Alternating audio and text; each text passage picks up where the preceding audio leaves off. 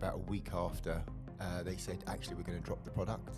And we've been working on it for 6-7 months. Wow. And I said, no, you can't do that. Hello, I'm Dr. Becky Sage. I'm co-host of Founded and Grounded, and I'm here today with Ollie. And Ollie, we're feeling festive today because this is our last episode before Christmas. We are indeed. I mean, for people watching on video, we do have our lovely festive jumpers on. And yeah, we are releasing this episode on the 18th in time for Christmas. And yeah, it's good to get 2 episodes out within a week of each other as well. Yeah, it's our Christmas treat for everybody. And of course, it's our last episode of the year as well. And I think this is often a very reflective time for people. And I find it really helpful. I've started to realize that reflection is more important than goal setting for me. The kind of looking back and taking the learnings and drawing insights is how I then develop and grow. Do you like to spend December reflecting? I do. I mean, it is naturally quite a good time to do that within the calendar year, and you've got downtime over Christmas to be able to do it. I think it is, like you say, so important to take time out to be able to do it. And I think naturally it's hard to do because you don't build in the time. But if you are building in the time, whether that's on a monthly or even a weekly basis, I mean, how often do you reflect, Becky? Yeah, good question. I do small things regularly. So I don't actually daily journal. There have been times when I've done daily journaling, but I don't do that anymore. I think it becomes so built into your brain as a process so that you're doing it as you go along, even if you're not necessarily writing something down. But I'd say I do it on a weekly basis in small ways. And then I do much bigger reflections, probably about every 6 months. And I like to really look back and really look at what's happened, what I've achieved. And that forms a much stronger foundation, I think, for goal setting for the future. Definitely, because you can realise how ambitious you were, or maybe under ambitious, and actually how is that going to influence your next goal, right? Yeah, absolutely.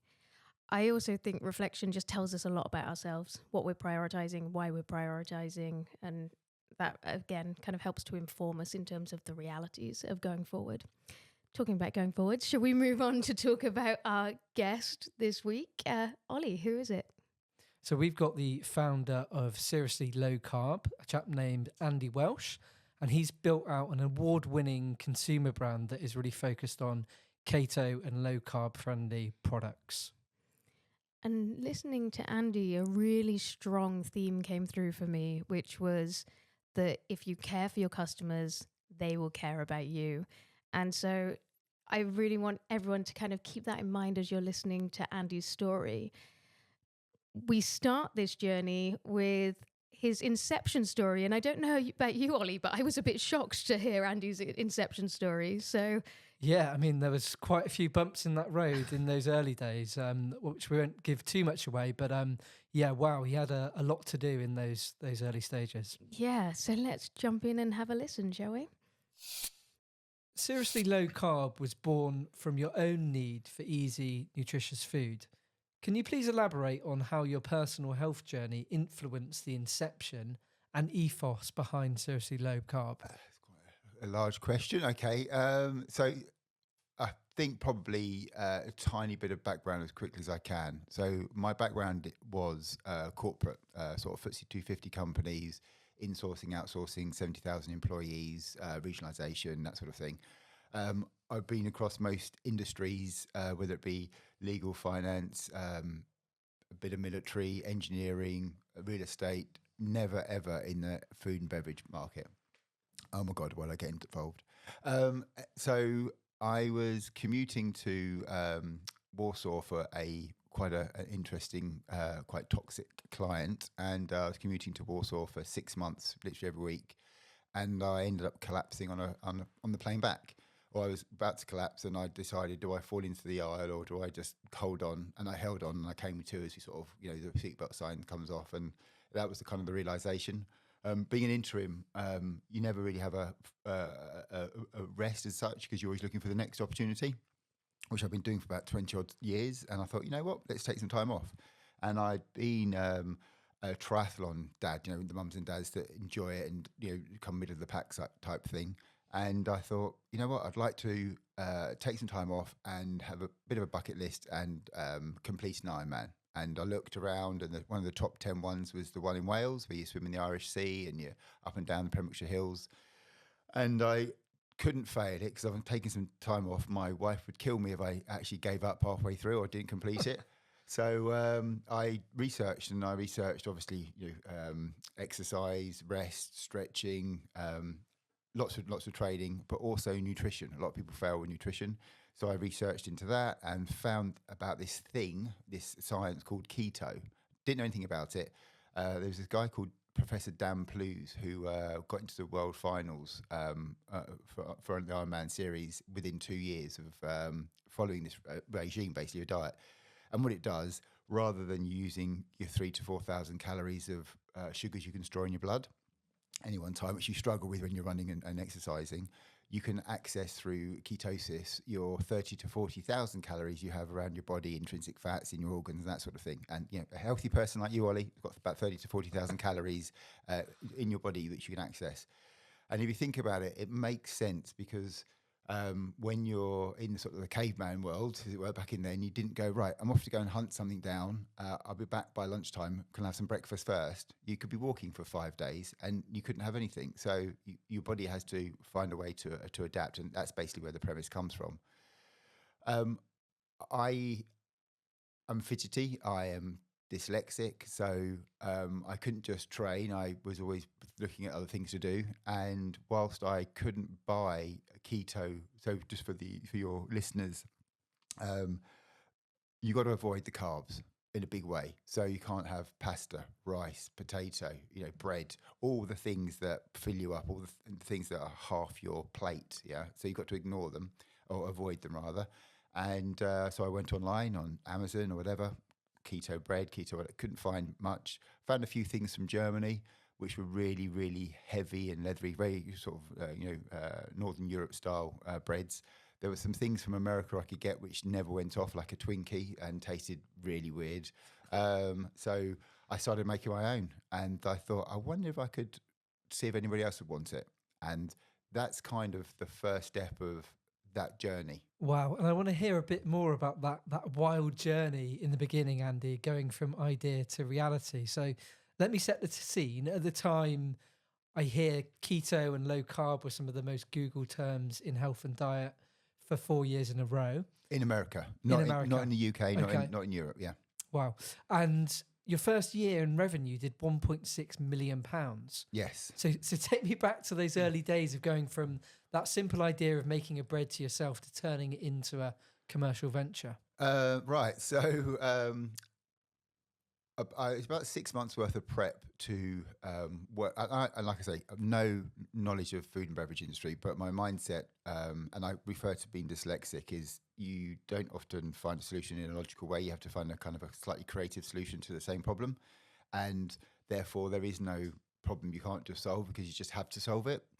Some people find things much easier to do, and you just got to just figure a way.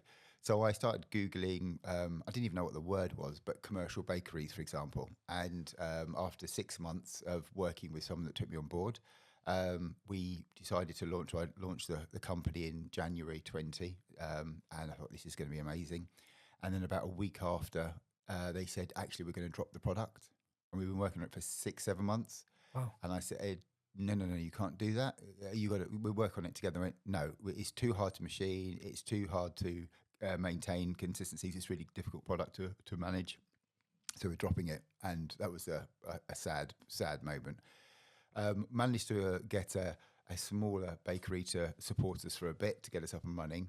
And then about 3 weeks later, COVID kicked in. So no one really wanted healthy options. They wanted wine, cheese and Zoom meetings, didn't they? And we had to pivot the business, and no one could get hold of yeast or flour or anything like that. And because I had access to, I was talking to these millers, I could do that. So I was getting a ton's worth of yeast and then packaging up in my garage to sell it on Amazon just to survive. Because my interim corporate world had changed anyway. I couldn't go back into it because of, well, COVID, everything stopped for contractors. So we survived for the first sort of 2-3 months, and also selling 3 or 4 loaves a day from the freezer. And one day, I think it was like July the 8th, or it was whatever, it was a Tuesday, I got 130 orders at 7:30 till 9 o'clock. I thought, this is amazing. And then nothing for the rest of the day. Okay, is there a technical system error? So I actually called up the customers, started calling them up saying, really weird question, but why did you buy our product? And they said, oh, there's a lady talking about your products on a few Facebook groups, and she's become, she's our legend now. And on the Thursday after that, we sold 300 orders, and then within about a week and a half, we did 50,000. We were on average tracking to do 50,000 units, 50,000 loaves of bread a month, and it didn't really change.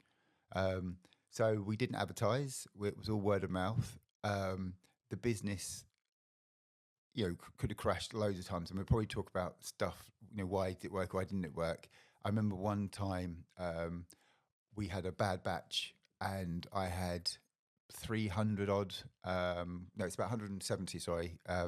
People complaining, emailing in saying, my bread's just turned up mouldy, And for me, Facebook was a light with people complaining. And I thought, oh my God, this is over before it's begun. And my marketing customer service person who joined hadn't properly joined yet. So, and they wouldn't be able to manage all that workload anyway. So I started responding to each one of them. I remember starting at 8:30 in the morning on the Tuesday, whatever it was, and I finished responding at lunchtime on the Wednesday. So I just worked through the night, didn't stop for 5-minute breaks, just keep going. And now when we have issues, which we do, we still fix it, we still respond to it, but our customers are the ones on Facebook going, oh, don't worry, dear, don't worry, it's all they take care of it. We had this problem, and they don't you worry, and it's grown from there. So a bit of luck, but really caring as well are the things that sort of probably got to where we are today. One of the things that really stood out for me in terms of your stats around your crowdfunding campaign at the moment was 79% of your customers place a repeat order, and 35% of your orders are on subscription. So how do you go about building this customer loyalty? Well, caring, and you do the words of customer service are a word that we've heard 1,000 times. But you could be an absolute, bad word and still give someone good customer service, or you can just really, really care. And you could do absolutely terrible customer service because you can't fix it and it's a complete mess, but you really, really care, and the customer sees that you do. So that's been really important. And when I've worked in a corporate world where you get lots of pushback from boards and things because you're trying to change their country's structure with a head office initiative, and it's another head office thing. If you can really demonstrate your understanding of that individual, then they can get buy into what you're trying to do, and they get buy into your vision, and then they actually start supporting you on it, and then they actually start doing it for you. And it's the same sort of principles of that approach with our customers. The other bit really, because obviously we went crazy on the sales, as it were, and I thought, there's not that many triathletes there, is there? And some of the lovely old dears that are calling in and asking questions, well, they're doing 70 years old, running around. But actually, we asked why they were buying. We did a couple of surveys, and 80% of our customers, if you think about it like a Venn diagram, 80% of our customers were buying for weight loss, and about 50% of the time were buying to manage diabetes. We had other medical things. There's a bit of an overlap, so the math isn't bad, but like a Venn diagram. And that was the sort of point of going, well, why is that? Because I was doing it for keto and low carb, but actually being on low carb, you don't get the sugar spikes, you don't get the hunger pains. There's a whole thing we can go into in that regard. But that's also, therefore, why they came to find us in the first place, because it actually works. I mean, we've got so many anecdotal stories of customers I can share with you later. But yeah, it was, to answer your question, it's just looking after those individuals and understanding them. Amazing, Andy. And you very kindly brought over some of your wonderful products to the studio here. And I was lucky enough to sample a bread and butter sandwich, which was incredibly tasty, first of all, but also felt really light when I was eating it. Can you just tell our listeners a bit more about the range of products that you offer? Yeah, certainly. So I started with bread, and it took off, and then we started doing variants of that bread. So the low carb loaf was the thing we launched with, and then you obviously get rolls and hot dogs, and then you do variations of it of a highly seeded, slightly heavier, and then we started looking at other areas where we can help. So when we initially looked, we went, right, where there's a carb, there's an opportunity, because we want to remove the carbs. We want to remove these badly processed foods that people are eating. And the second largest item that was eaten that has really high in carbs is pizza. So that was our next one that we launched. And we've just been listed in America in 105 stores. So that we've got back about 3 weeks ago on that one. It's been a long journey, but it's been really, really rewarding. And then we have had sort of cakes or other items in the sort of sweet treat side of things, and truffles as well. But the early stage of the business that it's difficult to put such a capital outlay to try and sell everything over a month. Where if you're selling fresh bread, you almost get the order paid for before you order the product to then give it to the customer, and then you've got 30 days to pay it. So the cash flow in that regard works quite well. Other areas though, and I ate one here because I thought I'd just sneak one in for quickly, was our ready meals. So we introduced a whole load of ready meals. We've got condiments as well. So we've got chili jams, I'd say sweet pickles. It was great when we had a customer review on our brown sweet pickle. They said it tastes exactly like, I won't say the name, and we went, yeah, we've done it, because there's it's very high in sugars and carbs, and ours doesn't have virtually no calories at all. So it's really, really good for the weight loss and diabetes. And then hopefully, Colette, if she's listening to this, our head of product, we're launching our pasta. So we're going to our production trials next week. And fingers crossed we'll be able to deliver that for the January spike of that healthy approach to living. Amazing, Andy. And you were talking there about some of the benefits that your products bring about to your customers. So are you able to share any kind of anecdotal stories about what difference your products have made in your customers' lives? Yeah, so I take a little step back first at why our products seem to work, or not seem to work, why they do work. You take a typical loaf of bread, and that's usually around about 50% carbs. Okay, and those carbohydrates are highly processed. So they kind of, if you think about your chemistry days, they've got a single bond.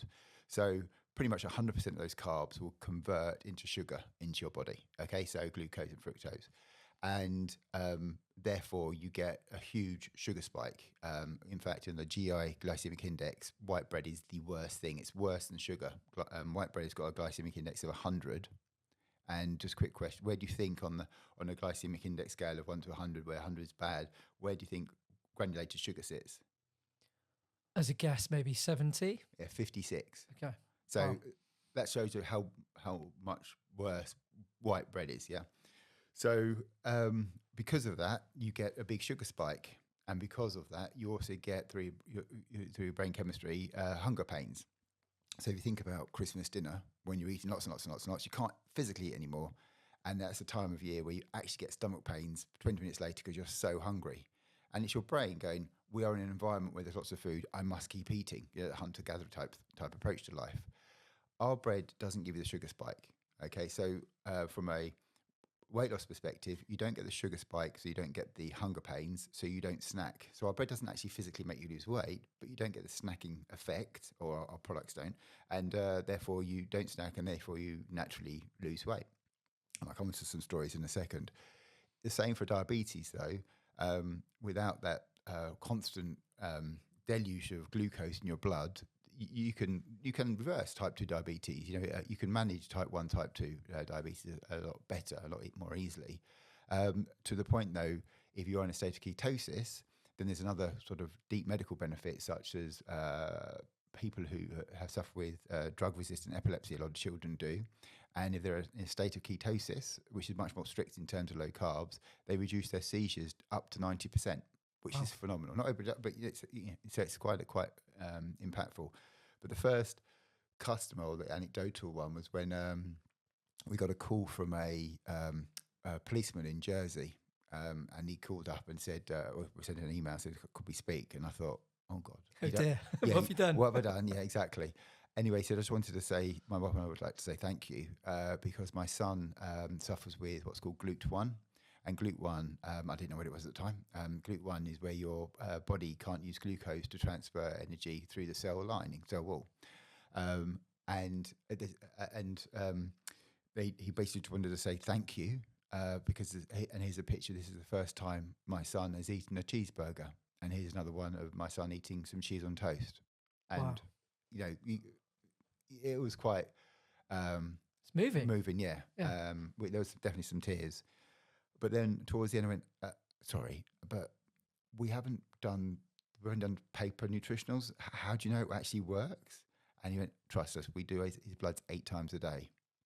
So we know, and just want to, and that's where we got introduced to the Daisy Garland Trust for the epilepsy side of things. And so that's how it's evolved that way. Another one was when we were in our smaller unit, and we do local pickups, so people who are local don't have to pay postage. And this guy, I'm sure his name's not Steve, but I always call him Steve, turns up with his workman trousers on, and he just said, "All right, mate." And I went, "Oh, good morning, 8:30 in the morning. How you doing?" And I'm putting the bins out. And he went, "It's absolutely amazing, this is." And I went, "Oh, cheers, thank you very much. That's really good." "No, this is amazing. You honestly." He goes, "I've lost 3 stone." And I went, "Sorry?" And he goes, "I've lost 3 stone, or I can't." He goes, "I can't have a salad." It was very more, outgoing than that. But I can't have a salad because I'm on the tools all day long. So all I've done is I've swapped my 2 rolls for your 2 rolls, and I've lost 3 stone in 3 months. And that was when we went, okay, there's something going on here. So I've constantly been learning about the science behind it to better understand myself and help people. And the most recent one, just very, very briefly, we had a lady collecting, and the customer service lady said, "Oh, Andy, this lady's with the Daisy Garland Trust for her daughter." I went, "Oh, that's amazing. Thank you so much." I also wasn't sure if you knew, but we help with diabetes. And she went, "I know. My daughter is through Daisy Garland Trust. I'm type 1, so I buy your bread. My husband's losing weight, so he buys your bread. And my mother's wanting to lose weight, so she buys your bread." And that's when you go, this is working. And it's amazing. So, yeah. Yeah, just on a personal note there, my mother-in-law is type 2 diabetic, and she managed it through her diet. So Yep. I'm going to be speaking to her about your products. And my dad is also epileptic as well. So I'm learning new stuff all the time. And that wasn't a segue, was it, Ollie? No, it wasn't a segue. No, just a takeaway for me personally. Yeah. So when you so you've got quite a bit of bread in here. When you offer it, and they'll say, "No, you can't have that. I'm diabetic." And you'll go, "No, you can." They go, "No, I can't." And you will have that. We had that with an MP we met at the same scenario. It's but I'm not a doctor, okay? So take medical advice. But because it's got virtually no carbs in at all, you don't get sugar spikes. We do our bloods all the time as tests on it as well. So, and I was really impressed with your range of products, and obviously you talked about your head of product and innovation there. How do you go from sort of idea to making a product a reality? What's your kind of process for NPD? Be a belligerent dyslexic and just go, "Yeah, we do that," and then put your head in our hands and figures it out. Basically, we if you think about typical food with the macronutrients, fats, it's proteins, it's carbohydrates, it's sugars, salts, and fibers and things. A lot, I talked about bread or pasta, 50, 70% carbohydrates. So you remove that, or you put it to its virtual nothingness state. So what do? How do you rebuild that product and still be really, really healthy? Now, without even having to say science has come a long way, milling technologies have come a long way. So, oat milk, for example, not that we use oat milk, but we use oat fiber to help build up a product which is very healthy. We use pea proteins, rice proteins, bamboo proteins. So each one reacts differently, but each one is healthy. And we then rebuild the product. Now, we have a lot of troubles doing that. So if you think about a loaf of bread, for example, when you're mixing some dough, at that point it's sort of sticky and broken and horrible. And then after a while, it starts to smooth off, doesn't it? Yeah. Yep. And then if it's not quite, you can leave it to prove a bit longer or need it a little bit longer. With ours, you can't do that. You've got like a 5-second window or a 3 rotation window on it, because if it's sticky, it won't machine. Mm-hmm. But if you do it too long, because we have, so typical bread has 10% gluten, good bread has about 12%. Ours is in the 60 to 80% level. And that gluten is the thing that makes it stretchy. It's like it breaks and sticks. So you could make ours turn into like a rubber ball really quickly if you're not careful. So it's a lot of trial and error, a lot of work on it. It's taken us 2 years to develop the pasta, for example. There's lots of low carb pasta out there, which I wouldn't knock, but some people say it's quite pithy or breaks down, not like pasta. It doesn't have the Italian sort of effect to it, and we've worked really, really, really hard to give the customer that experience, because we want them to just not think about low carb. They just not think about wanting to lose weight, not think about being diabetic. They're just eating and losing weight or managing their blood sugars, because our product works, and it takes a long time to get there. The security threat to UK tech startups is growing. Protecting your innovation is crucial to your business success. Secure Innovation is here to help, and it only takes a few simple steps to get started. Don't leave it too late. Visit npsa.gov.uk/innovation to find out more and download the Quick Start Guide for free today. Are you looking to access finance for your business, but unsure where to go and who to trust? Introducing Hexa Finance, providing growth funding to startups and scale-ups throughout the UK. Ben and Stu started Hexa Finance with a clear mission to make finance more accessible to business owners like you. Launched in 2020, they know firsthand the growing pains you're facing. Their fast growth business is the proud winner of the Startup of the Year award and has recently been recognized for its economic contribution. So, if you need funding now, or it's on your horizon, the experienced team at Hexa Finance are here to help. To access your free consultation, simply go to hexafinance.co.uk/contact. For a man who says he's been learning on the go in a particular sector, and who comes across as incredibly humble, Andy actually has a really strong finger on the pulse of what matters in his business. He puts a lot of his success down to being dyslexic, and that's given him these great creative problem-solving skills. And I think a lot of that comes from the resilient business practices that he's demonstrated from the beginning of the business. Should we have a bit of a chat about kind of how is it that Andy's built this resilient business? You just have to go back to the start to hear about that manufacturer pulling out in those early days and saying they couldn't work together, because that is a massive blow. Like, he would have spent time doing due diligence, finding the right partners, getting a go-to-market strategy in place and ready for the launch. And then all of a sudden his manufacturer says, no, we can't do it. And I think that's really a swim or sink moment for the business early on. Let's not underestimate how much of a massive blow that is for Andy. And I think at that point he really had to swim or sink, and he definitely swam, it's safe to say. And, he found a solution. He had this big vision. He was solving a personal problem, and, he didn't let that initial roadblock stop him in getting the business off the ground. So I think it's about, when challenges face you as an entrepreneur, it's about finding those solutions. And I think inherently entrepreneurs are quite resilient because they're always essentially looking for ways to solve problems. So I think it's kind of probably innate in Andy in a certain way.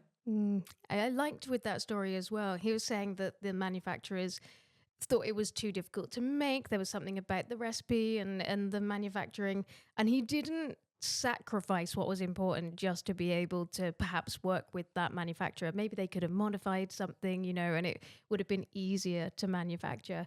But he wasn't going to sacrifice that. And again, this is a theme throughout this episode of the quality of the product really, really matters. That's why the customers like it so much. And so I think that was something that perhaps also plays into what he describes as not really knowing much about the sector as well. This was part of his R&D journey, was trying to figure this out and who's going to be the best partner to work with. Now, when things have gone wrong, he's had this instinct, or as he kind of describes it, or how it comes across, that he just reaches out to customers. It's what he's done every single time that there's been some kind of complaint or some kind of problem. He reaches out and he just talks to them. And that is building these bonds, which have been really, really powerful for the business.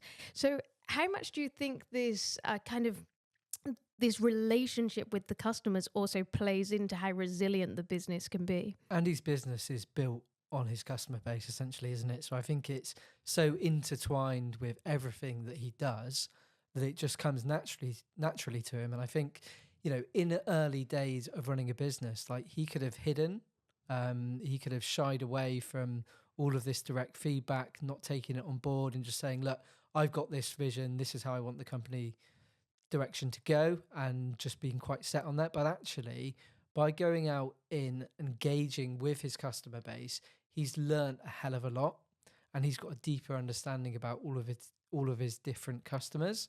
So I think this has really influenced the business going forward. And, there's an old saying that goes, the customer is always right. I think that Andy goes even further than that. And he's like, well, the customer's right. And this is what they have to say. And this is how we've implemented it in our business. So I think it's so intertwined and it goes hand in hand with SRSLY Low Carb.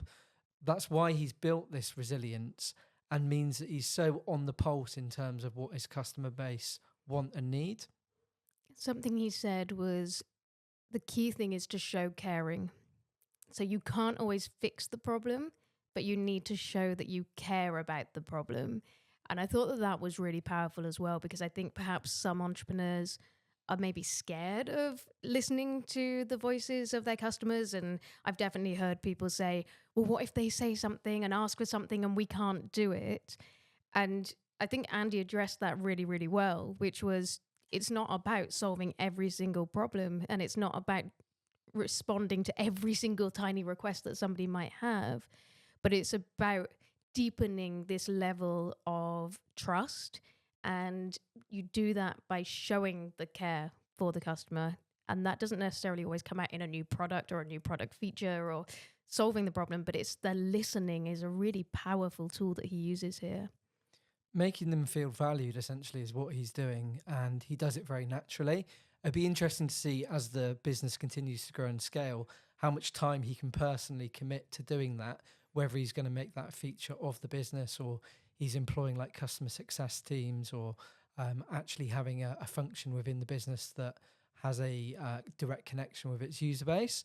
I think what Andy's done well is got that balance right, because like he says, you can't make every single modification and please every single customer, but it's about giving them the airtime and making them feel valued. I think the danger for business owners is if you're listening to every feature request or product development request, essentially this can have a massive impact on the business, with your time, but also if you're then developing new products off the back of it, it's got high development costs. Obviously, in a product-based business like Andy's, it's got very high direct cost per unit. The products have a limited shelf life. So if he's going out and developing all of these new products, then essentially it's got a massive cost to it, but also the opportunity cost of not using this money to reinvest back into the business to grow it. So I think he's found a really nice balance between the two here. And perhaps some of that is because he hasn't had to invest so heavily on marketing as other brands do. Or this is, again, how he described it. I was quite amazed with the uptake that he got from word of mouth, essentially. But he was doing all those things that underpin the word of mouth. It's a best practice example, really, isn't it, of how you build trust, how you listen, how you don't necessarily just give people everything that they ask for, but you, like you said, you make them feel valued. And then you've got this community feeling that underpins what it is you do as a business. And that is a great starting point for an advocacy strategy. And that's what's worked for him, is he's had people go out there and speak on behalf of the brand without him even realizing, without him even asking. And that's where a lot of their success has come from. Yeah, I mean, turning your customers into champions is what he's done really well. And his marketing spend in the early days wasn't that of a typical direct-to-consumer business. I mean, as a direct-to-consumer brand, you could be spending anywhere from 20% up to 50% of your cost of sales on that marketing. But he hasn't been doing that because he's actually got inside the head and listened to his customers. And I think that's paid dividends in the long run. So for business owners listening in, they might be thinking, well, what do I do then? Like, where do I put my time? Because I thought spending on, on my marketing budget and perhaps getting a bunch of ads out there was going to be the right direction for me. But actually, look what Andy's managed to do without having to do as much of that. How does a business know which inputs are going to lead to those successful outputs, and kind of how can somebody trust that if I'm working closely with my customers, if I'm building these relationships, if I'm building trust, that there is going to be some payoff for that?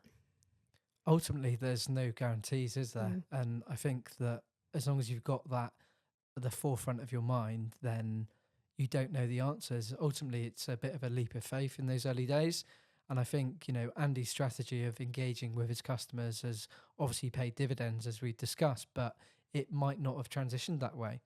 And I also think that there's not one size fits all strategy here, and it might be different for every business. I think as long as you're testing and measuring exactly what you do in terms of your marketing or where your time is being invested and looking at the tangible returns on investment there, then you know what the best strategy is going to be for your business. It could be that you've got really highly converting ads and that could be the way to go, or it could be that you've developed this relationship with your customers and they've become advocates. So it's about learning as you go, but making sure that you're measuring it. I think one of the reasons this strategy ended up paying off for Andy is that he got the timing right and the market was in the right place in order for him to see the kind of growth that he had. I found it interesting that he mentioned that the stats for the US and UK are quite different, or they certainly were when he started this business, in terms of looking for low carb diets, for keto diets. So he was thinking there's this trend that's already kind of happening in some parts of the world and applying that to the UK where perhaps it hasn't picked up quite yet. And so he was able to kind of start in a smaller space, and he actually started from his own perspective, working with triathletes and having that focus, which then enabled him to scale. And actually, that happened very organically for him. How important is getting the market at the right time when we start our businesses? Timing is such a big issue, Becky, and I think ultimately you don't have much control over it. If the market is there in terms of you got those signals coming over from the US, and I think that's a really good point actually, that founders should be looking at other markets and seeing the trends, because sadly we do lag behind still a bit in terms of our development to the US, and so it's a good indicator of where the market is heading. So I think timing is a massive strategy, and I think in terms of what you're saying about really focusing on a niche segment of the market is really important as well. And actually takes me back to a past guest on the show. So quite a similar direct-to-consumer business that also is in retail as well now. But it was True Start Coffee, and they started with targeting athletes and going to lots of sporting events and promoting their products. And then obviously it transitioned to be a bigger market, and they've got a big mass market appeal now. So I think that, it's a really good way to start a business, being very specific and then seeing how wide-reaching that appeal is. Yeah, and you've just made me think, because I know with True Start Coffee, it was really, they say we're packaging energy. And I think that it's similar in this business too, where it's packaging, I guess, health and just that feel-good factor. And so whilst, of course, it's the products, it's the food. In the case of True Start Coffee, it's the coffee. But actually, there's something bigger than that.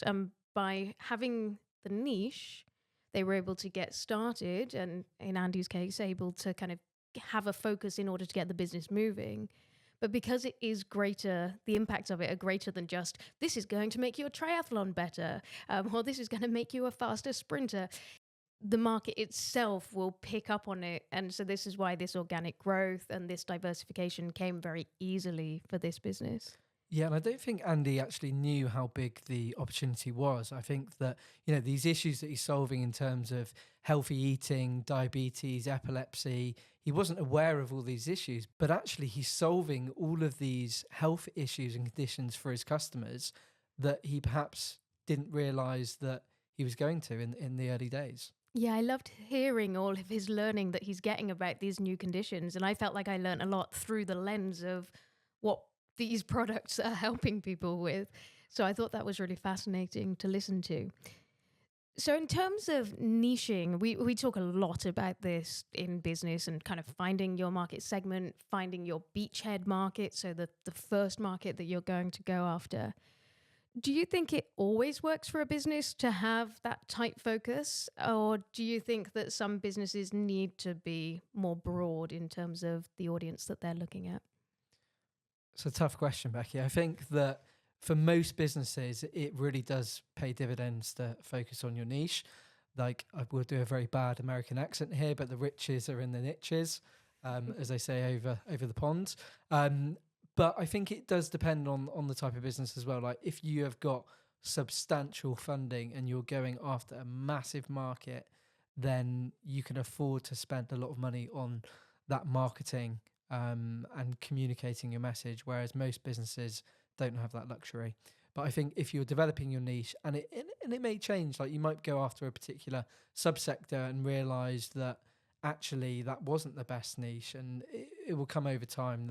The market always has the answers, and people always vote with their feet. And so I think it's more just to get you moving, isn't it? And like you said, unless you've got an awful lot of money, how are you actually going to do what you need to do in terms of accessing the market, but also adapting the product to that market's needs as well? It's all encompassing, isn't it? So yeah, unless you're blitzscaling and you've got a 40 million seed investment or something, then having a niche is a very helpful way of attacking or entering the market. As you mentioned, SRSLY Low Carb has thrived as a D2C business, but many entrepreneurs aren't really sure whether they should go D2C or whether they should have a different model, maybe going to retailers or work with other partners. Shall we have a listen now to understand better how Andy decided to focus on D2C over working with retailers? When we started, the bakery we were working with said they didn't know about consumer, and they knew about retail and the pain it causes them, and they said go into food service. Retailers are not your friend. They're going to cause you too much pain. And so that was our mindset. And then obviously we got where we were, COVID, and we launched with B2C. What then happened is we really understood our customers. We had like a 60% open rate on our emails, so we can really, really understand them, and try and help them. And generally, we when they turn up collection, we're speaking to them. It's a really good learning experience. We were also selling into 14 European countries just before Brexit. And have a guess, how many do you think we managed to sell into now after Brexit? Not many, unfortunately. 0. Yeah. So it halved our business overnight, basically, and 2 years on, we can't get in there, and we're trying. We're getting, but it's a big investment to do that. But it made us go, well, we still need to grow the company. How can we do that? Let's look at retail instead. Okay, so it's going to be a big journey, and we started on it for 9 months. Back in September, we really started looking at it. And it's been an interesting journey, and we got casually introduced to a company in America that have just really adopted us because our bread tastes better than the American bread. They don't have pizza, so it's really, really good in that regard. It's going to be a long journey. But the retailers in the UK, whilst supportive, are challenged with the economics costs of products, and we're more like a early stage gluten-free cost of a bread or a sourdough cost. And realistically, we want to help everybody. We'd love it to be a pound a loaf, but we just can't do that. We're not the ultra processed type product. But people within the UK still see. So I had a really interesting conversation with an investor the other day. They said to me, "Yeah, but Andy, you need to refocus. You're a niche product." I said, "Yeah, okay, I can take that on board." He goes, "No, you are a niche product. We need to focus it as a niche product." I went, "Okay, let me ask you a question. Is obesity niche?" He went, "No." I said, "Is diabetes niche?" "No." Okay. So just because my product is a small market share at the moment, it's not a niche product. No. It's here to help people. And when you've got an hour or two with an investor, you can have these conversations. When you've got 8.5 seconds with a retail buyer, it's really difficult for them to be able to understand the premise and for us to convey that across. Because could we bring in a different demographic to their pizza aisle? The pizza category. Yeah, people who are wanting to lose weight going to the pizza aisle. People who have to manage their sugar going into the pizza aisle. People with diabetes going to the bread aisle. Seriously? Yeah, seriously. So that's where we could add value. But the difficulty to try and overcome that, because of it, we thought, you know what we're going to do? We're going to carry on helping our customers. And we serve 10, 12,000 customers a month, from right up into the Orkney Isles. We have our subscribers right through down to Jersey, Guernsey, Isle of Man, you name it, we're there.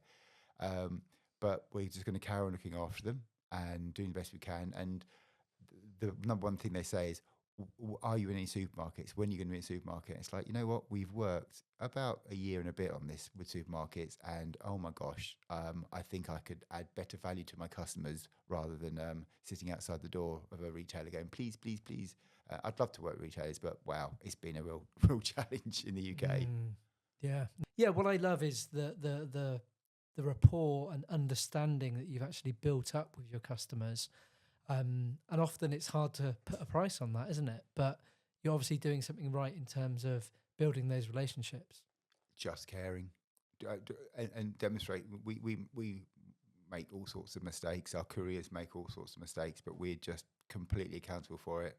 And sometimes it nearly kills us to fix that thing or whatever, but you have to do it. If there was an easier way, it would magically appear in there. So, for example, our bread it stores best or has a better shelf life if you put it in the fridge. Like with typical European countries, we pop it in the fridge because it's so high in protein, 22 grams. And we have that on the bag and we advise people to do it. And our customers sometimes forget, or they used to put it in the bread bin and they go, "Oh, it's got mouldy." It's like, yes, because your bread bin's by the radiator. And it's no surprise, it's quite a moist bread, so it's going to go mouldy quickly. So what do? We replace it. We could say, "Don't be so stupid." But we don't, because even it's sometimes the third time they've done it to us. It's like, please, just. And they go, "Oh, you know what? I put it in the fridge now. It lasted 20 days. Thank you." So it's those sort of things. But we've just got to support our customers. And if something goes off, you buy something and it has a short shelf life, you're sometimes a bit annoyed from a supermarket, aren't you? Yep. And other times you may open some chicken and go, "Oh my God, I'm gonna have to throw that away." You don't necessarily get on the phone and go really, angrily and assertive at them. Some people do, but very few. Because we're posting bread, if there's a little niggle on it, we get tear about it. So it has to raise our standards, but we'll just keep doing it. We keep doing what we do. And talking of things going wrong, you talked about the beginning there about the initial commercial bakery, obviously putting the product, and I'm sure there's been hundreds of other challenges that you faced along the journey. What is your favourite failure so far, and what was a lesson that you took from it? I wouldn't call it a favourite failure, thank you very much. Basically, the biggest failure that we had was an accounting error where we had the R&D tax credit that we'd been working on really hard assigned to the accounts month period, which made it look like we were about 70k better off than we thought we were, okay? Which allowed us to really focus on our advertising, even though we were making a 40k loss, right? Ouch. Could you imagine what that does to your brain when you discover it 2 months later? So we were burning cash, burning on advertising. Cost of acquisition was screaming through the roof. It was the Apple iOS 14 thingy-majig. And yeah, we were making a serious mistake. I was making a serious mistake. We didn't have a finance person on board and I was overseeing that. And it was I like to think of things objectively. I like to, because I've often in a boardroom there's always a sponsor and someone who's kind of on your side, and two or three that just don't want the program to fail, want that other VP out the door, whatever. It's always got that sort of thing. You take a lot of stick. You have to really be, don't take it personally and just manage it. Yeah. And the biggest failure that I had was at this moment of time where I thought, okay, because at that moment, or that sort of 3 months in, I was thinking the cash flow's a bit weird, but we're doing really, really well. I know I do. I'll quickly get a 100K loan. I've got to put it against the house, have I? Right, no problem. I should speak to my wife about this, but it's going to be no issue because it's going so well. Literally signed it, money came in, accounts were then sorted out, and I went, okay, I'm going to lose the business, and I've just decided to lose the house as well. And oh God. So I went from being objective to I was gone. I had to see a doctor and all sorts of things. It was a blip for about, as you can imagine. And the biggest learning I've got from that is how to get back out, because if you haven't got anyone that's doing it with you, like at that moment of time, you're just jelly. You cannot do anything. And it's really easy, in hindsight, it's really easy to tell someone about their business. But when you're in that moment, you're gone. And that's like, we've got through that was 18 months ago, but that point of time, I was physically unable to think of what I could do. And solution. Yeah. And although my wife was incredibly supportive, and the two guys, Jack and Colette, who are a senior leadership team, basically carried me for that period of time. It was amazing. You were still like a zombie. It was really difficult. And then, so the biggest learning is it's just a problem. If I was really calm, it would just be a problem that I have to fix. But because it seemed to have so much impact in my life, my family, my wife, my kids, and my everything, I physically couldn't think. So the learning for me was how to get out of that. And talking about it, just talking through it with people, rather than going, what do I do, making a decision, just going, I'm in the beep, what do I do? This is and just keep talking, and eventually you sort of, the more you talk about it, the weaker almost that sort of that monster becomes, and you then sort of rise above it. I did have some sort of medication as well to sort of help me on that stabilization bit. But that was the biggest, what do you call it, most enjoyable failure? What do you call it? Favourite failure. Favourite failure, yeah. Well, thank you for being so honest there, Andy, in terms of your response. And just thinking about, other founders, they might be at a time point at the moment where they're literally in that coal face and they can't see the wood through the trees. And talking to people does help. Some people don't have that, potentially a network around them though. So what advice would you offer people aside from talking to others? Get away from it. If you're in there, so it's like when you work really hard on something and you come in with lots of energy, and at 10 o'clock at night, you're kind of not doing as well as you should be doing. And sometimes I've, have dinner at 8 and I've gone away from it for just an hour, and I come back and I've got an hour's deadline. It's 11 o'clock at night. I think I'm going to do it. And you get the best piece of work out, but you've been working on it for 7 hours during the day and it's been rubbish. Just stepping away. So I used to, obviously, with my triathlon efforts, dedicate 5:30 in the morning, a couple of hours exercise, etc. And that obviously went out the window all through this journey. And it took a while, but part of my mental improvement and rebalancing was to do the thing that I felt safe and enjoyed doing. Now, for me, that was running in the rain or whatever. That's not necessarily what other people should do. Do an exercise. I haven't done exercise for 20 years. I'm running a business now and you're telling me to do some exercise. If it's have a cup of tea, if it's read a book, if it's listen to the radio, if it's walk the dog, whatever it is that you remember you enjoyed doing, go and do that. Even if you feel empty, hollow, numb, and then when you're doing that, think about it, don't think about it, but just do something that's not the thing that's sinking you, as it were. Building a business can be all-consuming, Andy, as you've alluded to there. Is there any sacrifices that you've made, either consciously or subconsciously? You talked about, obviously, fitness and doing your Ironman activities that maybe knocked on the head for a bit. But is there anything else that has... Finances, sanity, dignity. It's all been knocked on the head, basically. For my corporate interim world, if you're working for the top FTSE 250 companies, you could kind of get an idea of a fair day rate that allows you to justify leaving the kids for 3-4 weeks and then flying back and wherever around the world, etc. That stopped, and I'm selling bread at £3.50 a loaf and selling 5, a day. So you could the scope of the lovely holidays, etc., changed differently. That put a massive impact on that put a direct impact on my family that she supported me. One of the things I didn't expect out of this was my wife, who was doing 2 days a week as a teacher, is now doing 5 days a week as the deputy head. And that was partly for a fantastic opportunity that she kind of wanted but didn't want, if you know what I mean. Yep. And partly we kind of need to pay the mortgage. Sorry, I know I said it's going to be 12 months before it all worked, but it's kind of not quite working yet. So she's been there now nearly 2 years and often says, so when's this going to work then? When's this going to work? So yeah, all sorts of things I've had to give up. An increase, actually. I can't see on the camera, but I've got a little belly now as well, but I didn't have one of those beforehand. Wow. I found Andy's transparency about money really important for other entrepreneurs to hear. It's rare that entrepreneurs actually speak with this much honesty and openness around money.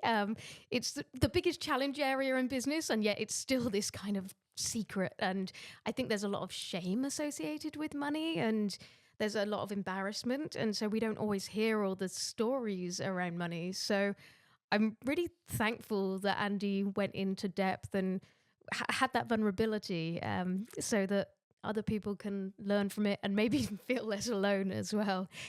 So the first thing I wanted to pick up on is, of course, this story that Andy told us. He put 100K against his house.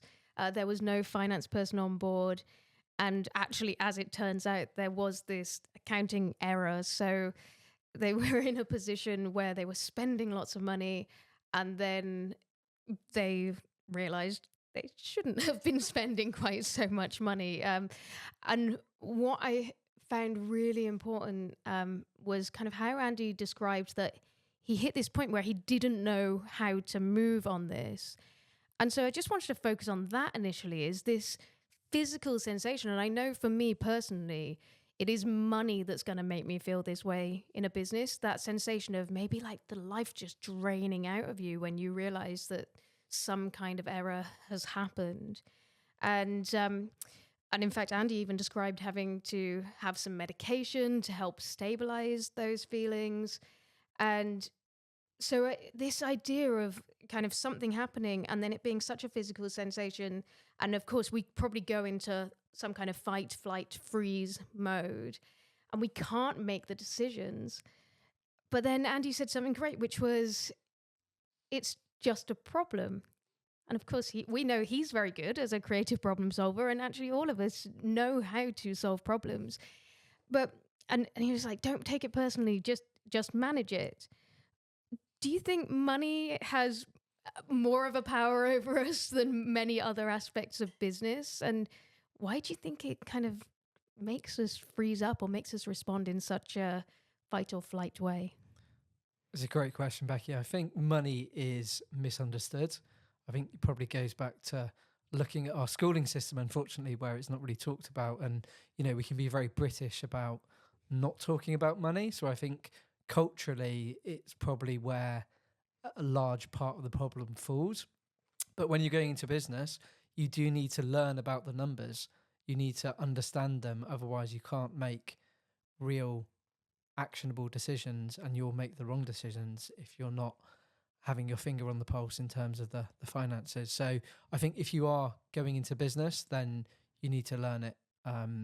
Otherwise, you're going to learn it the hard way, unfortunately. I think where Andy was with this situation, I mean, let's not beat around the bush. The business was on the brink of collapse here.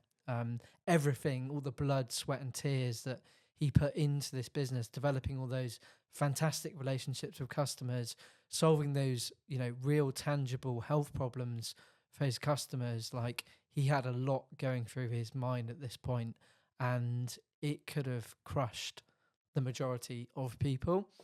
And he went into this, like you say, the flight or flight mode of just not knowing what to do, and it is crippling. Like, there's a physiological reaction happening over your body here, and unfortunately you can't think creatively when you're in that mode. So he's had to obviously assess his health condition, take a step back, look at the problem more objectively before he can actually come up with a solution, or maybe realize that he didn't want to come up with a solution, and that was, washing his hands of it. But I think because the issue that he's solving and that caring about his customers so fundamentally, he's gone, no, this is bigger than me. I'm going to roll the dice here. I'm going to put everything on the line to make this business succeed. And wow, and I'm so glad it's paid off. Absolutely. I think for people listening, there's a few lessons we can take from this, or a few things we can actually do, put in action. The first one, more of a general piece, which is a money mindset piece. Like you said, we're not really educated on this. We're very influenced around money just by those people who are closest to us. So often kind of the way our family thinks about money is the way we think about money. And even if that was when we were growing up versus now, it becomes very ingrained, very embedded. And so shifting our money mindset, I think, is really important. It's definitely a piece of work that I've done because, like I said, there was this fear around obviously not having the money. And it's a very real fear. I mean, and in Andy's case, his house was on the line. This is his shelter, his security, like basic fundamental needs, as well as, like you said, his vision being on the line as well. Everything is on the line. But I think that if we shift to thinking more that money is this enabler, it's this thing that allows us to do the things that we want to do, and to be able to kind of step back and have a bit more objectivity around it is really important. And I don't know about you, but somehow as I've got older, my relationship to money has shifted. And like I said, some of that's been very conscious. And I think part of it is just looking back and going, do you know what? It's always been okay. And I know I'm probably privileged to be able to say that, but even at times when I think I was particularly stressed about money, or there were particular situations, actually you get through them. You get to the other side. You find a way through. And perhaps kind of the more you have those experiences, the more you realize that, again, I guess this comes back to resilience. The more you realize you're able to make it through those more challenging times. And actually, if you weren't taking the risks, then you're not necessarily going to get the rewards, especially in an entrepreneurial setting. Yeah, I think money is a massive issue for people, and unfortunately, it's very psychological. It can be linked to lots of things in your childhood that you might not actually be aware of, and also then that means that you might not be able to overcome it just by you on your own, sadly. So it might be that you need some professional support. It could be that your upbringing, money was tight, and I mean, we didn't have loads of money when I was younger, but you kind of you see money as a tool, as you say there, and it's an enabler. And I think if you're employing a growth mindset in terms of anything is changeable, and if you want to learn about a subject, you can. You just takes that time, that investment, and taking that reflection, what you come back to at the start of the podcast, is saying that, you're not going to be a money expert overnight. It's going to be a journey like anything. So I think if you're giving it time, setting kind of smaller achievable goals, then you can make it possible. Mm-hmm. I love what you said about it, you might not necessarily do this on your own. And definitely for me, even as you said that, I was thinking, actually, money is the one thing. And again, it's a mindset thing. For me, I've been, and kind of growing up with two teachers who had kind of very steady jobs, but again, like not necessarily like super wealthy or anything like that. But there was this steadiness to income. Being an entrepreneur definitely is a shift from that. Yeah. I think my parents are going to have much bigger pensions than I have, but that's probably the case for everyone in my generation. And So when it came to kind of the way I think about money and kind of holding on very tight to money, I guess, and kind of really feeling the need to have that abundance, working with other people has been really helpful. And I have worked with multiple coaches specifically on money mindset, actually. And it has really freed me going through that process. So I definitely recommend doing that if that's accessible to people. Yeah, just the analogy that I always like to give here is talking about the bathroom. You got a tube of toothpaste. Okay, when it's kind of full, you're kind of squeezing it willy-nilly, getting loads of toothpaste on your brush there. Whereas when it's towards the end, like you're squeezing out every last ounce of it. And it does come back to mindset. I think if you're going in with the abundance mindset of using how much you need when you need to, then you don't always have to force things. I don't know where I'm going with this. Cut that bit. I don't think I quite like what I was going to say was my dad definitely taught me to squeeze the toothpaste properly from the very beginning, which maybe says everything about my money mindset and how it's related to business. So the other way in which we should get support when we're talking about money, and it's something that Andy briefly brought up when he said, I don't have a money person. And I started to think, with the turnover that they've got, I think if it was me, I'd be getting a money person at this point. I've definitely worked with accountants essentially, but it's kind of accountants plus, I guess. So it's outsourcing. And I know you can outsource financial directors as well. And I found it to be one of the most freeing things that I did in a business for not that much money compared to turnover or, how much we had coming in. Having somebody who was looking after the accounts, who was able to be there kind of at the monthly board meetings, who would be presenting the accounts, who you could have the conversation with. Because if you're a sole founder or if you're the most kind of commercial founder in your business, then not having anyone to even bounce those things off is difficult, I think. And perhaps that's what we're seeing here with Andy is he's obviously got a grasp of money, of numbers, of data. That wasn't really the issue here, I don't think. I think it was probably a combination of kind of everything. You're just running a business. You're trying to get things done quickly. And if you haven't got that other person to bounce it off, or you haven't got the expert coming into you and saying, this is the position right now, then that's where mistakes can potentially get made. So I think this is also an example where getting the right support system around you, getting the right team around you can really help. Yeah, just to share a brief story, when I got my first job out of university, started as an intern in this social enterprise, and we grew from 14 to a team of 15 over sort of 3 or 4 years very quickly. And what that business did really well is it had an outsourced FD, finance director. He used to come into the senior leadership team once a month with the latest in terms of the management accounts. This is the position within the business. That enabled the senior leadership team, which included myself, to be able to make decisions on behalf of the business with knowing the most up-to-date financial position within the company. And I think it's hard to run a business if you don't have that expert knowledge that is feeding into the business. Yeah.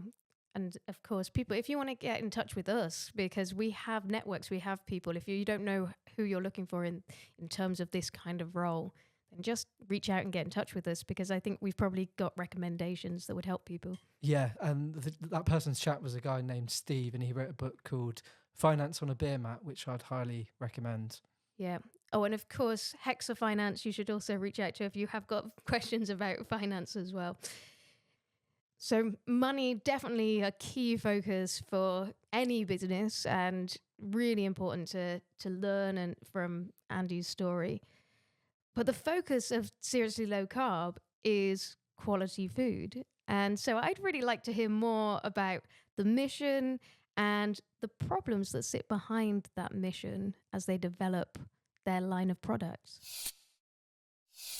It's a huge uphill battle, even though we have an 80% repeat order rate, which means people who buy our product buy it again. We have I think it's 48% of customers who buy our product buy again within 14 days. So the customers who want it for a reason, it works for them. there was the National Food Strategy, which was orchestrated by the government and Henry Dimbleby, which is a really good read, or the easier version of it is Ravenous by Henry Dimbleby. And there's also Chris, I can never pronounce his name, Dr. Chris Tulkin, puts it much better in terms of junk food. They're both really leading the charge, which is great because we've got senior people leading this for and with and against the government. And the bottom line is we have designed a world where we have highly processed or ultra processed products that don't really do us any favour. And I'm going to pinch Chris's little one-liner really on this anecdote. Is back in the sort of 1950s when we had a risk of not being able to feed the population, feed the world. Yeah, we did all sorts of things to our wheat and all sorts to generate faster, easier, higher yielding products. And the result of that is poor quality products as well. So now government and food industry are incentivized to produce more at a cheaper rate. The fact that 46% of food is wasted each year is shocking, but it doesn't matter because that 46% pushed the share price up and someone bought it.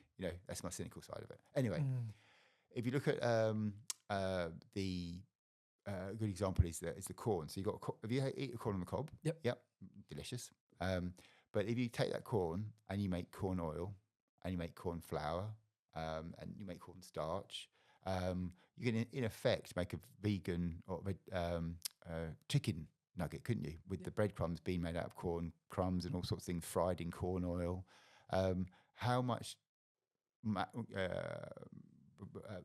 bioavailability of good nutrients do you think that corn chicken nugget fried in corn made with corn breadcrumbs has compared to a chicken nugget with other mixtures of things? So you're just not going to get the same quality of product. And that highly processed impact that I talked about with the bread means we are consuming a lot more sugar, addictive sugar, than we are designed to. And the result being, since the 50s, we have had growth of obesity and diabetes like you've never seen before. Now, we're 70 years, do my maths right? Yeah, 70 years later, and we're starting to see people, experts, really stand up and talk about this, which is absolutely fantastic. But it's 70 years. And if you look at smoking was considered a good thing or not a bad thing. And it's taken 70, 80 years to fix that. And we're still not over that problem, but we're getting there. So we're now starting that journey of talking about, so it's almost like going back to this late 60s, early 70s, going, actually, is smoking bad for you? We're now saying, are highly processed foods bad for you? How long is it going to take for industry and government to change? Bear in mind, we have people to feed, so it's not a negative thing that it's necessarily happening. It's unfortunate that we're giving such bad products. So when it comes down to little old me wanting to sell products and our customers, Statista did a survey, released some data saying 70% of customers look for the healthier option. But there's another survey that comes out that says, although people look for the healthy option, and it's increased in terms of health choices, it's still one of the last decisions on purchase. It's value, brand, and all these other things. So it's going to be a long battle. Now, there's a really, really easy way in my head, dyslexic, whatever, way of fixing it. That if you had a loaf of bread in front of you, yeah, and you had what's called the sugar line, the hidden sugars line, and it said, we guarantee that, so loaf of bread, 48% carbs, which is basically 100% of that sugar. You had a line saying, everything below this line will turn to sugar in your stomach. And you look at it and it goes, that's half the loaf. Now, if there was another loaf next to it that said everything under this line, and that was at 46% rather than 47%, you'd probably go, same price, I'll go for the 46%. So the 48% goes, well, okay, I'm going to make mine at 42%. And the 42%, and you end up having this competitive, natural approach, not because you've educated the customer and said, you must do low carb, whatever. You've just made it obvious It's of visual. the sugar they're eating. And the other bit that gets me in my little brain sometimes is we are called seriously low carb, yeah? We're not, though. We're just good, healthy food. Yes, it is lower carb than the crazy high carb products that we've got today, but actually, it's difficult. We're not it's not a weird fad diet. It's just how we should be eating in a way. So it's a long journey. I have apparently got an opportunity with a government minister to talk about this later on, but I don't know where that is on the stages. So let's fingers crossed. It's a journey. It's a journey. And the other thing, actually, on a completely forgot about it, is we got contacted by 2 NHS hospitals to help their ketogenic patients. And it was like an outpatient support, charitable type thing we were doing with them. But then we were contacted by NHS Supply Direct saying, we know what you're doing. Could you supply the whole of the UK? And obviously, as an entrepreneur, you go, yeah, of course, no problem. And actually, we can do. We have got the logistics and the capability, if anyone's listening. But it took, they invited us to an open tender, and it took about 5 months, 4 or 5 months to sign it and get it all through and approved. So 278 pages, all signed. Best day of my life. And oh my God, we now need a dedicated team to work with the NHS to get it implemented properly, because the process is going to be quite red tape. Yeah, in a kind of a nice way. It's just the catering manager doesn't know about it, but the dietetic nurses and everybody else want it. So there's a education piece, and then they can create an RFP and And it's like, well, hang on a second, I'm a startup trying to manage cash flow and everything else that's going on in my life. So what metrics do you look at within your own business? So I look at a number of metrics that I'll go through, but I would always put the emphasis on benchmark. So what is the industry average? Because when you've got a metric looking at, let's say, conversion, so people come to your site and they convert, when it's down at like 2%, you think you're a complete failure in food and beverage, but it's actually the industry average. So you're not doing a bad thing. Yeah. Ours, we're pleased to say, is about 12%, because you have that repeat purchase rate. So they have that strong intent. But things like bounce rate on your site. So how well is it working? In your 45% seems awful if, but people are bouncing, but actually that's quite good. So there's lots of things we could do, but I think for the ones that are really helping us operate from a B2C side, there's the AOV, so the average order value, because if someone is completing a transaction, the more you can put that up a tiny bit, it just helps on the cash flow. It helps the pennies really do look after themselves. Then there's obviously conversion rate. There's lifetime value, so the repeat purchase rate, and most websites now, like Shopify, etc., there's software within there that you can see what your lifetime value is. The other bit would be cost of acquisition and ROAS. Cost of acquisition and ROAS. So ROAS is return on ad spend, which a lot of people know about. So if you put £1 on advertising in, you get X out. We've had some really good results working with some AI companies where we've got up to 26% ROAS, 26 times ROAS rather, which is absolutely phenomenal on Google search and the likes. But it's difficult to maintain. It takes work.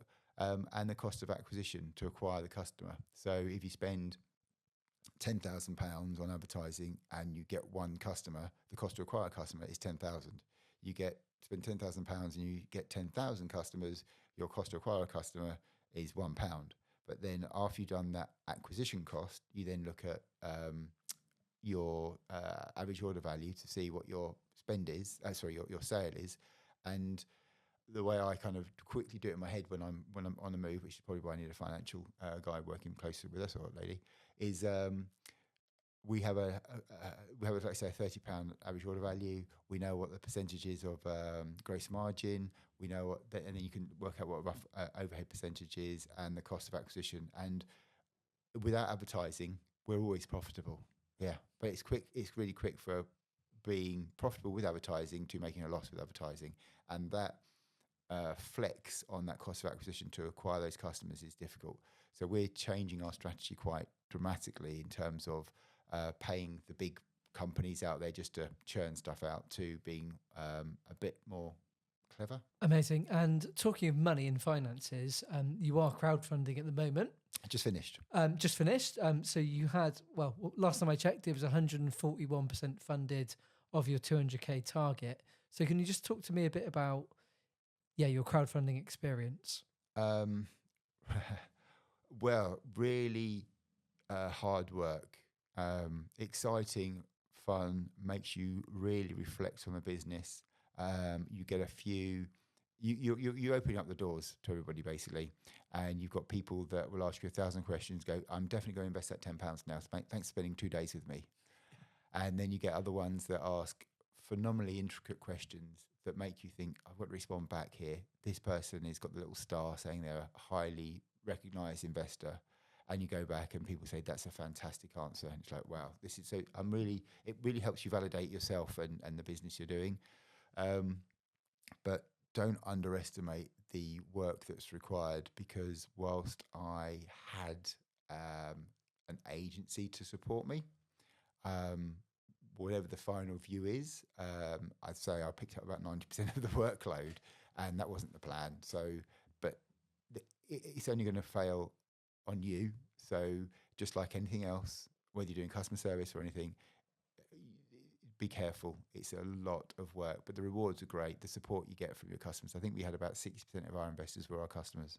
Andy, one of the key parts of Founded and Grounded is asking our featured founders to distill down just one piece of advice that they would pass on to somebody either thinking of starting a business or an early stage founder. So I'm going to put you on the spot here. What would be your one piece of advice?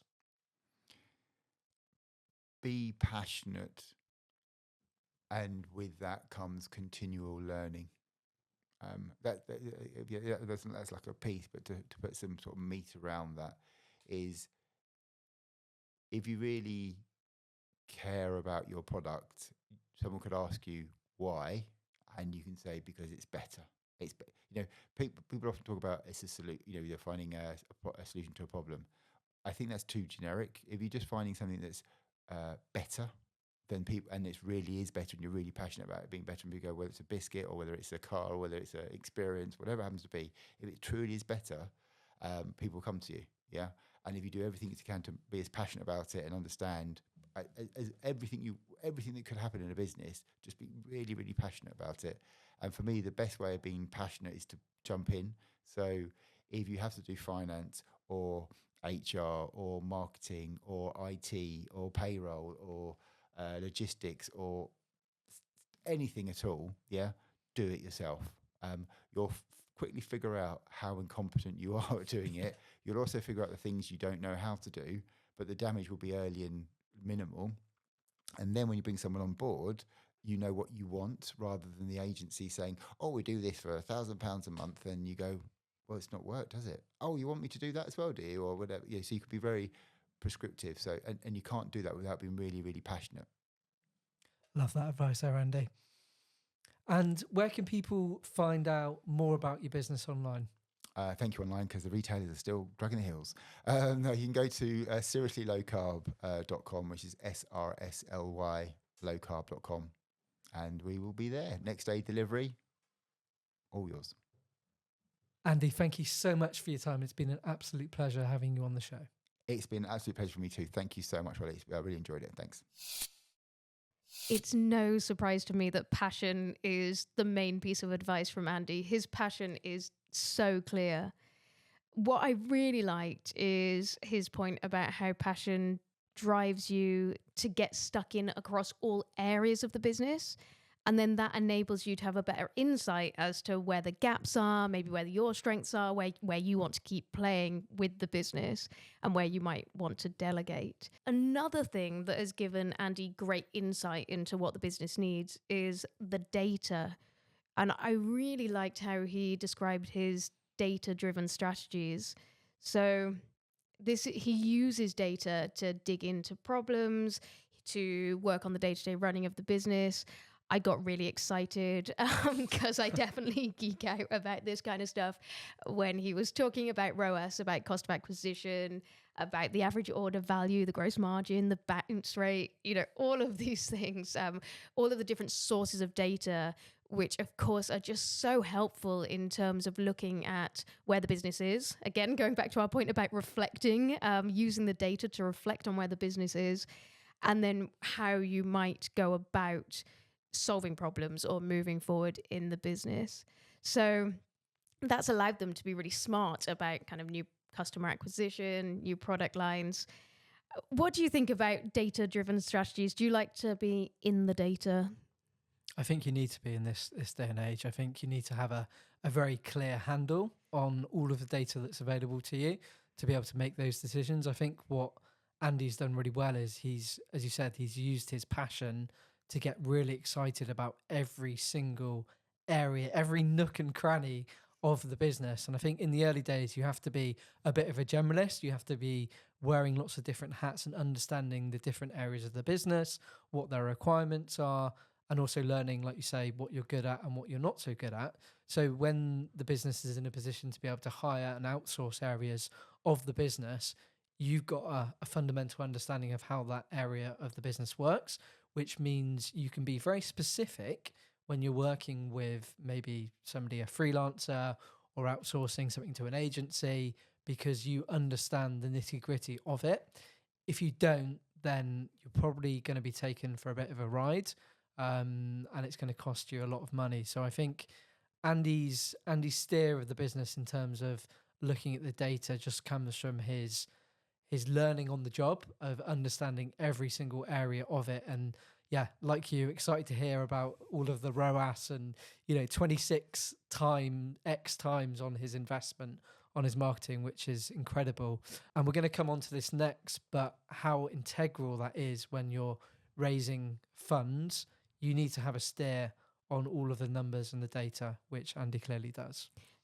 And with that in mind, not to underestimate the value of data as a communication tool. If you've got the data, then, like you said, if you're going out to investment, you're able to provide that. It's so objective and it tells such a story that it does a lot of work for you. And the same goes for your teams. If you've got the data and you know which relevant data points are related to specific pieces of work, you're able to use that as part of the way to set expectations and to help your team get an understanding. So I think, I certainly find that data provides this amazing communication tool as well as just this knowledge piece that you're using to drive the business. Yeah, I love what you said there, Becky. It can be very helpful in a couple of areas. Like once you've got the investment, actually doing your investor updates, that they want to know the story of the business, and that's obviously communicated through the data. But also in terms of, like you said, managing your team on a weekly and a daily basis, in terms of if somebody perhaps isn't performing at their job, it's taking out that personal relationship and just saying, here's the data. Mm-hmm. Yeah, absolutely. And of course, data always has to be used in a smart way. We have to make sure that it is there as part of the bigger picture. Like you said, I mean, in that particular scenario, it might just be that it's market factors that have caused somebody not to be able to maybe hit certain targets. But the data helps paint that wider picture, and it helps us to work with one another in that way. Something that I thought was really interesting is that Andy has chosen to do a crowdfunding raise. And it makes perfect sense in the context of this business and everything that we've already spoken about, because it's all built on this, on connecting with people, on building a community, on getting people who really love the product. And how amazing that so many of their investors are actually their customers. What do you think we can attribute to this? I mean, I think we've already talked about a lot of it already, but yeah, say a little bit more about that. Yeah, I mean, a crowdfunding campaign was like a match made in heaven in terms of a fundraising strategy. Obviously, if you're doing a crowdfunding campaign, the first word, crowd, is fundamental. Like you need that audience to be able to connect with them. And I think obviously his round was oversubscribed. I think 60% of his investors were from his customer base, which obviously doesn't surprise me based on all of those early customer interactions that Andy was doing.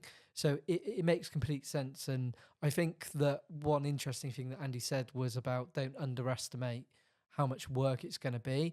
If you're, say, running like a 3-month crowdfunding campaign, it can be like, 3 months planning the strategy and the campaign and the communications prior to going live.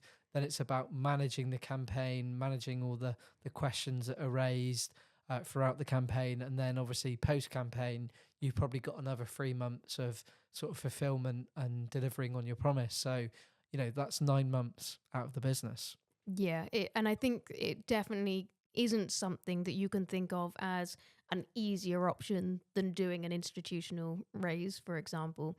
It's exactly the same. It's just whether it's a good fit for your business. And like you said, in this particular case, I think anyone listening probably can also see that it was a really clearly a good fit. The other thing I loved about what Andy said in terms of his tips for doing crowdfunding was it's fun. You get to engage with your audience. And I think this says it all, doesn't it? He actually enjoyed it, and he's enjoyed aspects of the business all the way up till now, particularly these aspects of the business whereby he's interacting with the customers. And this is just an extension of what he was doing already. So again, really good fit, but also just a really good piece of advice. I think we can get, again, especially around money, we can get very stressed out. We maybe turn into this sort of regimented version of ourselves when actually, why not have fun with your customers, with your audience, and use that as a way to drive the funding of the business? Yeah, I think it's amazing. I think when you're doing things that make you happy, the joy comes very naturally. And, Andy is very outward going and engaging with his customer base. In his crowdfunding video, he was there in the water doing his swimming, and I think he just loves it. Like that's the thing, he loves it, and it makes him happy, it makes his customers happy, and it's a win-win for everyone involved. Wow, what a great story. I've really enjoyed listening to Andy's story and learning more about Seriously Low Carb. But now Andy has a question for you, so let's go over and hear from Andy. What's his question? Should we ever get into UK retail and you're wandering along and you see it? Oh, look, that's Seriously Low Carb. Seriously, yeah, there it is, there waiting for you, whether it be our bread or pasta or anything like that. What would make you act on a buying decision? And I've got a couple of options. Would it be the sort of the scientific medical message that says, it slaps you on the face and says it's keto, it's low carb, it's no sugar, or is it more of a health lifestyle perspective? Is it diet friendly? Is it weight loss friendly? Is it diabetes friendly? Or is it something more generic, but healthy and cheap? Or is it something else? We'd really love to know. So don't forget to head over to our socials to answer Andy's question. So now let's go back and check what you're saying about the question that you got from Matt from Greenworks. Ollie, what are people saying? So Matt wanted to know, how green is your job or your business? So he gave 4 possible answers. Firstly was A, you're directly working in the green sector. B, not in the sector, but you're very curious to find out how to move into it. Thirdly, what is a green job? So just a bit confused about exactly what a green job entails, or a green business. And then we did give one other option, which was other, if people were wanting to give something else in the comments. The early results show that the biggest response was 60%, which was not in the sector but curious, which I think is really insightful. Obviously, it's a growing industry. Greenworks are looking to create 10 million jobs in the sector. So I think it's definitely on people's radar in terms of what they're thinking about. So I think that's quite interesting.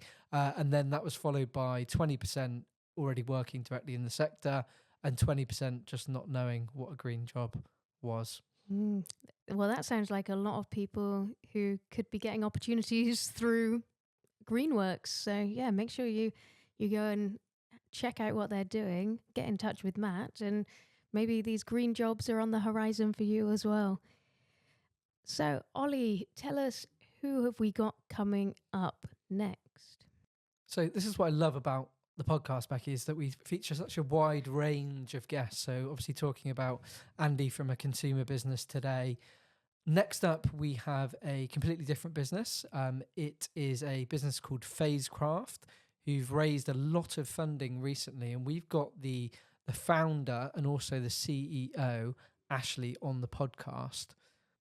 So Phasecraft are a quantum software company focused on developing algorithms for quantum hardware processors. I'm really excited to hear more about that. And I'm sure our listeners are just intrigued based on what you've said. So thank you, everyone, for listening. If you like what you've heard, please leave us a review on Apple Podcasts. And don't forget that there's a big selection of previous episodes. Just search Founded and Grounded on your favorite podcast player.